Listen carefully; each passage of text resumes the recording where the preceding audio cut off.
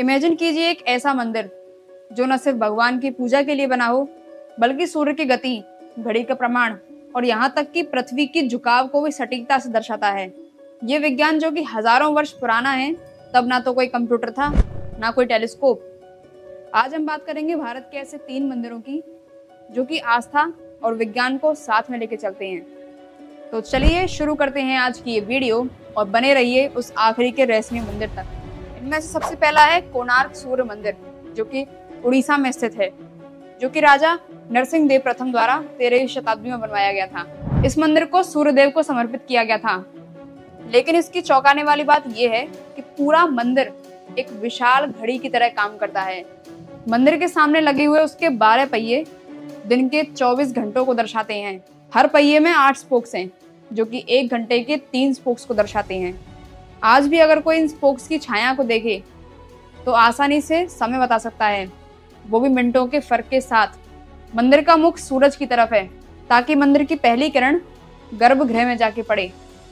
सूर्य के किरणों का एंगल टेम्पल की दीवारों पर साल के अलग अलग समय के अलग अलग पैटर्न्स को बताता है। ब्रिटिश एरा में यह भी पाया गया कि इसके नीचे एक मैग्नेटिक लोड स्टोन था, जिससे मुख्य मूर्ति हवा में स्थिर रहती थी। बाद में उसे हटा भी दिया गया। इस मंदिर की सबसे रोचक बात यह है कि इस मंदिर के ऊपर सबसे भारी पत्थर रखा गया है, जिसे आज की क्रेन्स भी उठा नहीं सकती। अब उस जमाने में ये पत्थर कैसे रखा गया होगा, ये आज तक कोई नहीं जान सका। ये मंदिर एक नेविगेशन टूल का भी काम करता था, क्योंकि पहले के समुद्री यात्री अपनी दिशा का निर्धारण इसी मंदिर को देखकर करते थे। ये मंदिर सिर्फ धार्मिक स्थल नहीं, बल्कि यूनेस्को द्वारा वर्ल्ड हेरिटेज साइट भी है।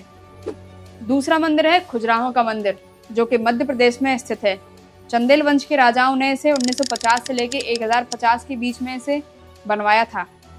ज्यादा लोग खजुराहो को सिर्फ एरोटिका और स्कल्पचर्स की वजह से पहचानते हैं, लेकिन इस मंदिर समूह की असली ताकत खगोल शास्त्र और गणितीय गणना है। कुछ विशेष बातें इस मंदिर को लेकर ये हैं कि मंदिर का प्लेसमेंट इस प्रकार है कि ये एक नक्षत्र मंडल की तरह अलाइंड है, ठीक उसी तरह जैसे आकाश गंगा के तारे होते हैं। यहाँ के मुख्य मंदिर समर और विंटर सोल्स्टिस को परफेक्टली अलाइन करते हैं। मुख्य मंदिरों के बीच की दूरी और उनकी ऊंचाई गोल्डन रेशियो के समीप है, जो मॉडर्न आर्किटेक्चर में भी रेयर है। कुछ पैनल्स ऐसे हैं जो पहले के जमाने के यज्ञ और ब्राह्मणी ऊर्जा को सिंबलाइज करते हैं, जिनका उपयोग ध्यान और एनर्जी फ्लो के लिए होता था। यूनेस्को के अनुसार ये कार्विंग सिर्फ कला नहीं, बल्कि कॉस्मिक जर्नी को दर्शाते हैं। कुछ वेस्टर्न स्कॉलर्स ने इस मंदिर को एशियंट इंडियन ऑब्जर्वेटरी कहा है। तीसरा मंदिर है मीनाक्षी टेम्पल, जो कि मदुरै तमिलनाडु में स्थित है। ये मंदिर देवी पार्वती के रूप देवी मीनाक्षी को समर्पित है। इस मंदिर का निर्माण सबसे पहले 12वीं शताब्दी में हुआ और बाद में 16वीं शताब्दी में इसका पुनर्निर्माण भी हुआ। मंदिर के गोल कॉरिडोर और 1000 पिलर हॉल को इस तरह डिजाइन किया गया है कि इको मिनिमम हो और आवाज सिर्फ एक बिंदु पर केंद्रित हो जाए। पिलर से निकलने वाली साउंड वेव्स को साइंटिस्ट ने कंक्लूड किया है कि ये नेचुरल अकॉस्टिक्स लैब भी रही है। जब सूरज एक विशेष एंगल पर होता है तो टेम्पल के अंदर एक रिफ्लेक्टिव इल्यूजन जनरेट होता है, जिससे ऐसा लगता है कि देवी की मूर्ति के पीछे और एक ग्लो है। ये सिर्फ एक लाइट डिफ्रैक्शन फिनोमेना नहीं, बल्कि टेम्पल आर्किटेक्चर की सटीक गणना का प्रमाण है। टेम्पल का पूरा लेआउट मंडला ज्योमेट्री पर आधारित है, जो एनर्जी बैलेंसिंग और चक्रा सिस्टम पर बेस है।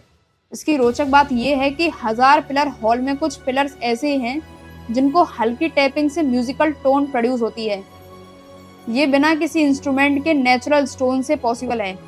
ब्रिटिश इंजीनियर्स ने इस पैटर्न के फ्लोर पैटर्न को फ्रैक्टल पैटर्न कहा, जो कॉस्मिक ऑर्डर्स और बैलेंस का सिंबल है। तो क्या ये मंदिर सिर्फ धार्मिक स्थान थे? नहीं ना, ये थी हमारे पूर्वजों के ज्ञान, विज्ञान और ब्रह्मांड के रहस्यों की प्रयोगशालाएं। इन मंदिर के पीछे छिपे आर्किटेक्चर, पोजीशनिंग, शैडो साइंस और कॉस्मिक अलाइनमेंट, ये सब बातें प्रमाण करती हैं कि भारत सदियों पहले ही स्पिरिचुअलिटी और साइंस का संगम रह चुका है। आज के मॉडर्न टेलीस्कोप हो या साइंस लैब, जो टेक्नोलॉजी हम मशीनों से निकालते हैं, वो हमारे ऋषि मुनि पहले ही निकाल चुके थे, और शायद इसी वजह से इन मंदिरों को आज तक कोई रेप्लिकेट नहीं कर पाया। अगर आपको ये वीडियो पसंद आई हो तो इसे लाइक करें, साथ ही अपने दोस्तों के साथ शेयर करें और कमेंट बॉक्स में जरूर बताएं कि आपको ये वीडियो कैसी लगी। हमारे चैनल को सब्सक्राइब करें और ऐसे ही हिस्टोरिकल और रोचक तथ्यों के साथ इस चैनल से जुड़े रहिए।